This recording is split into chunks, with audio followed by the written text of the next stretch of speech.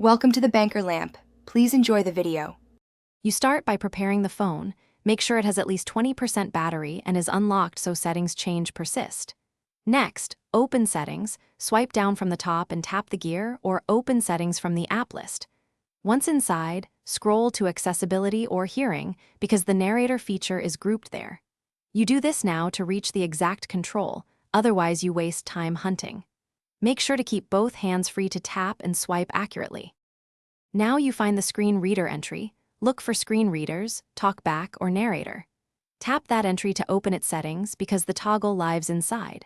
Once visible, switch the Narrator or Talkback toggle to off. If a confirmation dialog appears, confirm to stop the service immediately.